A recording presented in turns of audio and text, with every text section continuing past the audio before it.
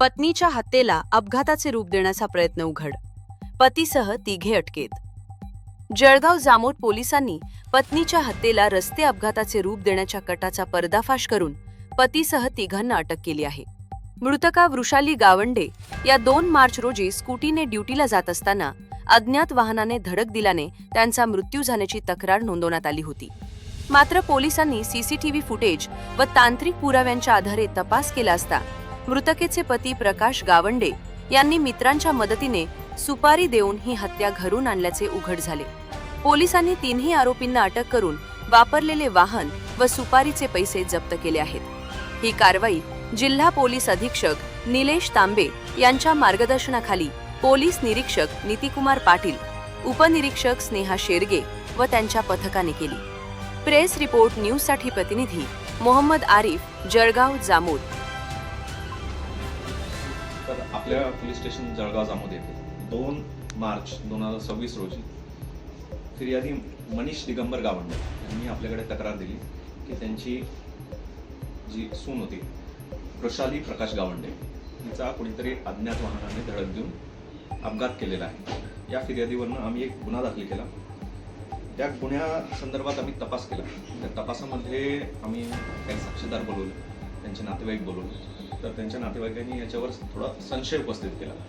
मग पोलीस स्टेशनचे इंचार्ज नितीन पाटील साहेब तसेच SDPO साहेब यांनी त्याचा सखोल चौकशी केली.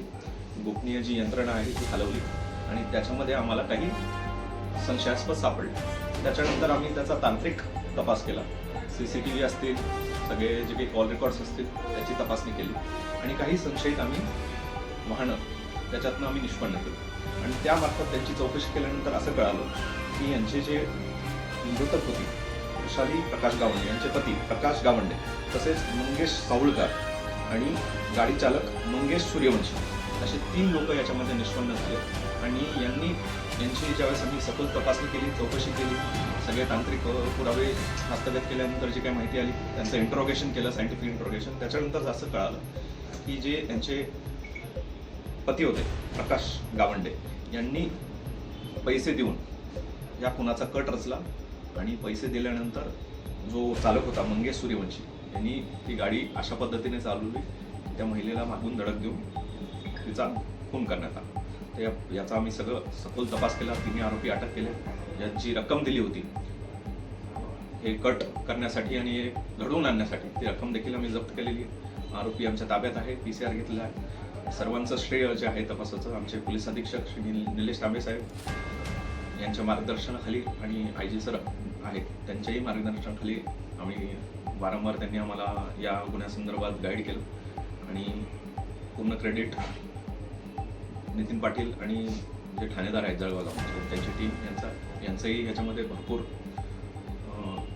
चांगला तपास झाला आणि आम्ही हे जो काही कट होता हे उघडकीस आणू शकलो आणि पुढची प्रक्रिया आता चालू आहे. धन्यवाद.